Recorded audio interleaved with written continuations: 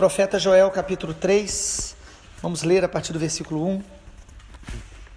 Eis que naqueles dias e naquele tempo em que mudarei a sorte de Judá e de Jerusalém, congregarei todas as nações e as farei descer ao vale de Josafá. Ali entrarei em juízo contra elas por causa do meu povo e da minha herança, Israel, a quem elas espalharam por entre os povos, repartindo a minha terra entre si. Lançaram sortes sobre o meu povo e deram meninos por meretrizes. Venderam meninos ou meninas por vinho que beberam. Que tendes vós comigo, Tiro e Sidom, e todas as regiões da Filístia? É isso vingança que quereis contra mim? Se assim me quereis vingar, farei sem demora cair sobre a vossa cabeça a vossa vingança.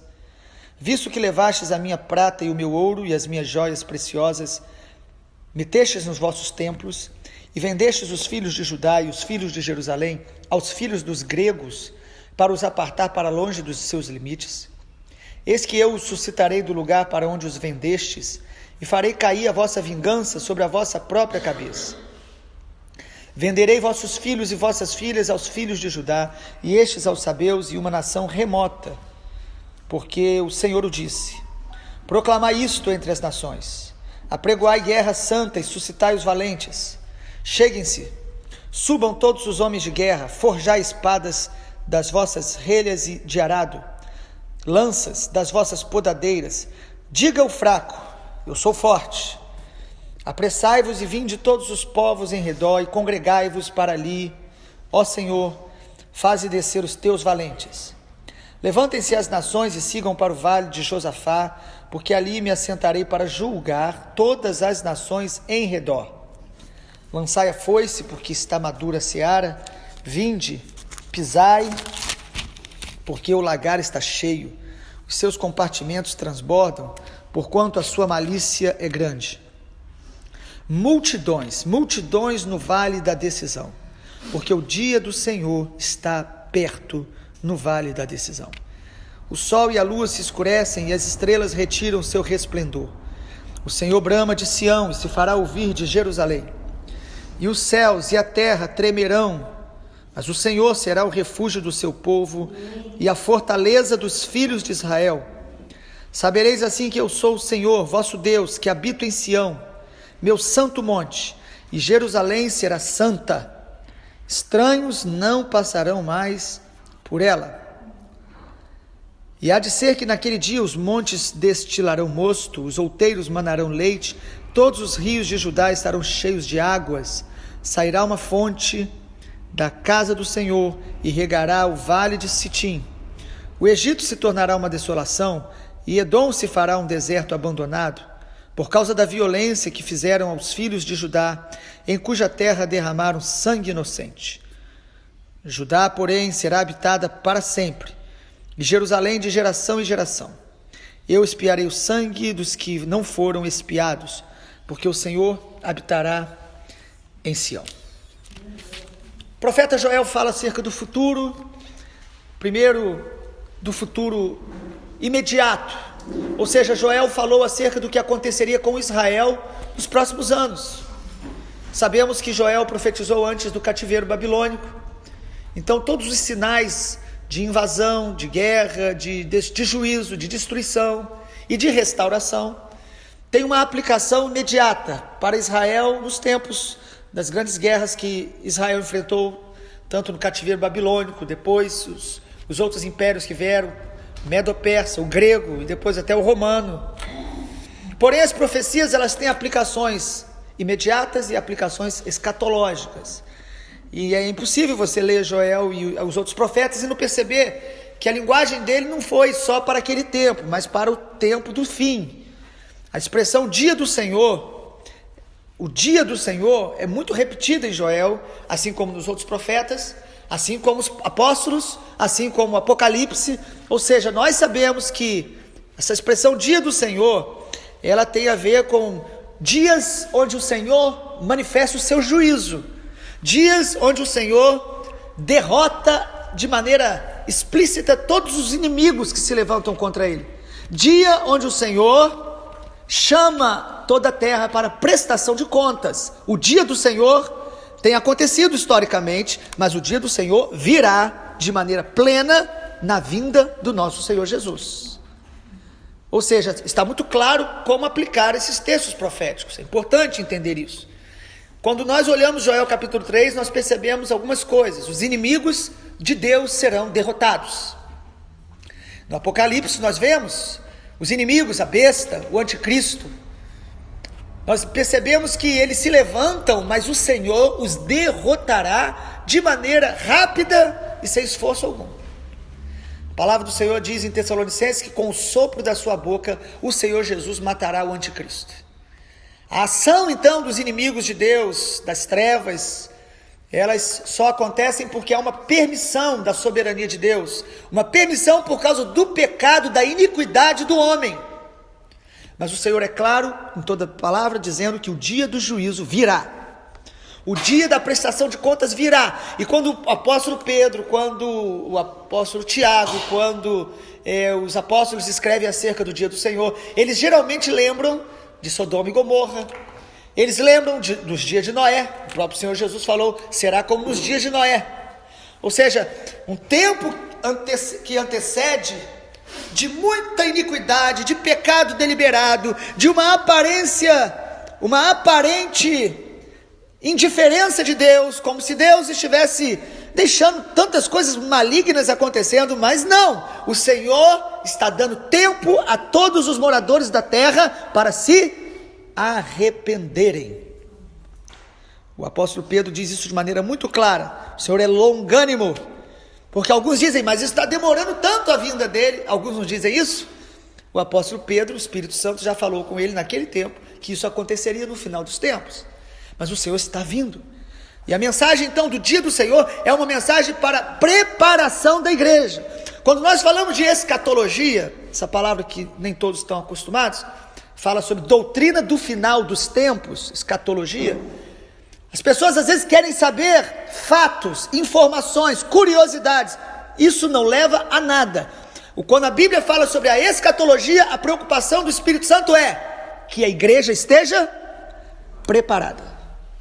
É a preparação do remanescente, é a preparação da noiva. Então, ao ler as profecias, ao ler esses sinais de juízo, não precisamos compreender todos os detalhes, explicar tudo como deve ser. Algumas pessoas tentam ser extremamente minuciosos nessas explicações. Algumas coisas são boas de nós lermos, entendermos, procurar imaginar talvez como será, mas o mais importante é o preparo da noiva. É estar com as vestes puras, é estar amando a Jesus, é estar com o altar da oração cada dia mais profundo, ouvindo o Espírito Santo. Essa é a atitude que o Senhor espera de todos os seus filhos, porque em Joel capítulo 3 ele mostra algumas coisas que vão acontecer no final dos tempos. Primeiro, ele fala sobre a restauração de Israel. Sabemos que essa doutrina divide a igreja de maneira muito traumática, porque quando se fala de Israel, há uma teologia em grande parte da igreja chamada evangélica, que acredita que Israel como nação não tem mais nenhum propósito para Deus. É a teologia da substituição que na história da igreja entrou e permanece até hoje. Alguns acreditam o seguinte: Deus não tem mais nada com Israel, Israel foi substituído pela igreja. Penso que esses irmãos estão equivocados e deveriam ler Romanos, porque lá em Romanos nos diz que os dons e a vocação são irrevogáveis, e fala isso acerca de Israel. Ou seja, nós cremos que a nação de Israel, ela tem um propósito de Deus específico para Israel. Deus não ama Israel mais do que as nações, mas Deus tem um relacionamento singular com Israel. Por quê? Por quê? Por causa de Abraão? Também, mas mais por causa do nome do Senhor, porque o Senhor escolheu Abraão e escolheu abençoar a sua descendência, e o nome do Senhor está na nação de Israel.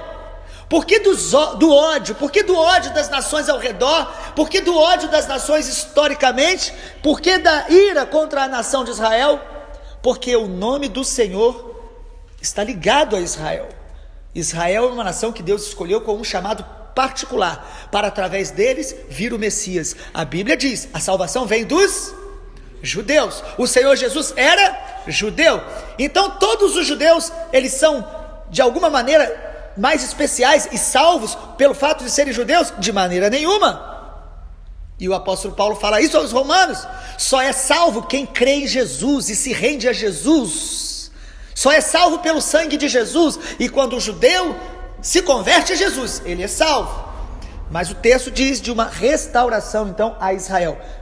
Cremos então que antes do dia da vinda do Senhor, muitos judeus serão salvos. Como nação haverá um número significativo de salvos. Um remanescente será salvo no meio da nação de Israel como um sinal profético. Até 1947, Israel estava espalhado entre as nações, desde o ano 70 depois de Cristo, quando o Império Romano invadiu e espalhou Israel sobre todas as nações, se cumprindo a profecia de Jesus em Lucas capítulo 21. O Senhor Jesus em Lucas 21 disse: e vocês serão espalhados por todas as nações até se completar o tempo dos gentios. Ou seja, o Senhor Jesus datou, serão espalhados, mas até um tempo. E até 1947 ninguém acreditava que Israel poderia voltar a ter uma terra ali, no local que Deus prometeu que seria deles. Inclusive um grande teólogo que eu gosto de citar, Berkoff, ele dizia em 1947, nunca, jamais Israel voltará a ter aquela terra. Em 1948, o que ocorre? O Senhor move as nações para devolver a terra ao povo de Deus.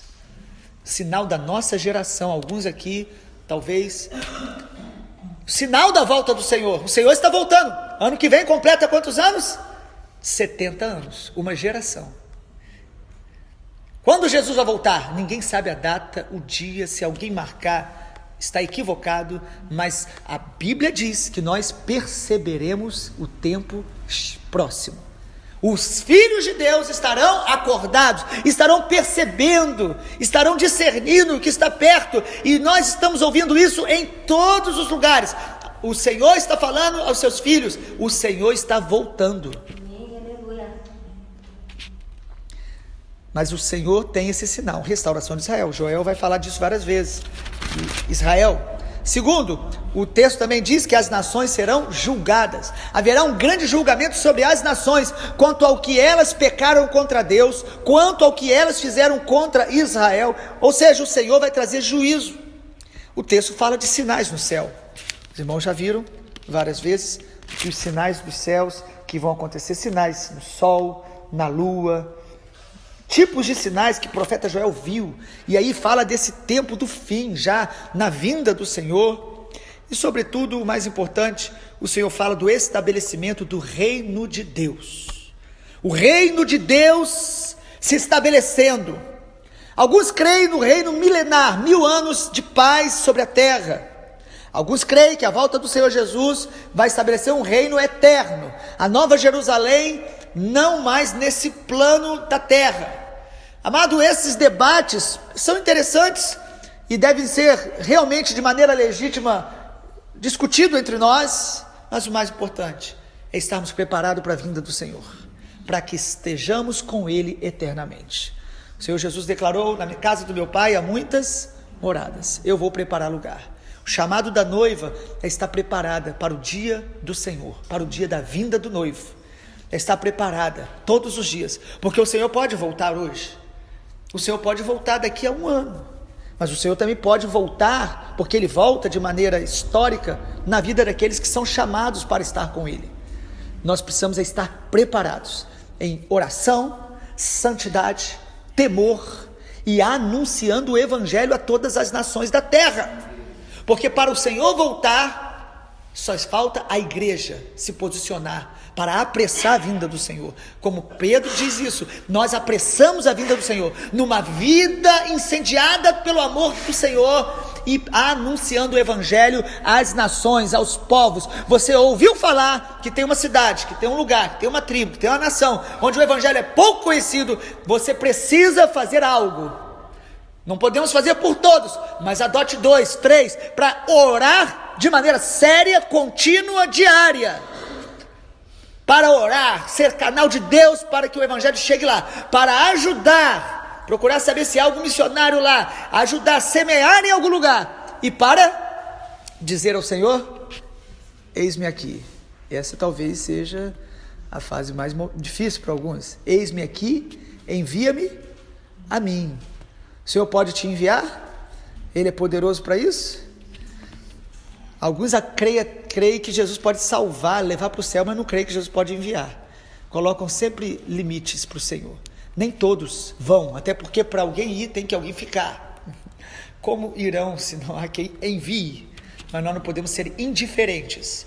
Se nós queremos a volta do Senhor e estar preparado para a volta do Senhor, tem a ver com amar a vinda dele, amar, se preparar. E quem ama a vinda do Senhor, ama e vai amar alcançar as nações, os povos, as tribos que não ouviram ainda o evangelho do reino de Deus. Porque este evangelho, Jesus fala no Mateus 24, e este evangelho do reino será pregado a todas as nações, e então virá o fim. Agora, quando a igreja começa a pensar só nos seus prazeres, nos seus problemas, em receber bênçãos, em prosperidade, quando a igreja começa a desviar o foco do reino de Deus, missões se tornam irrelevantes, oração se torna um meio de alcançar algo, santidade se torna às vezes apenas bom comportamento, não fazer coisas muito graves para ninguém me julgar. Mas quando a igreja ama a volta do Senhor, missões se torna a razão dela estar aqui, levar a glória de Deus às nações. Oração se torna intimidade, comunhão, amor pela presença de Deus. E santidade se torna um estilo de vida, de querer imitar Jesus e se tornar semelhante a Ele. Que assim seja para nós. O dia do Senhor está próximo, muito próximo. As manifestações de juízo não vão acontecer tudo em um dia só, já estão ocorrendo de maneira pontuais e localizadas. Mas o Senhor vem. Ele vem, Maranata, o nosso Senhor Jesus vem.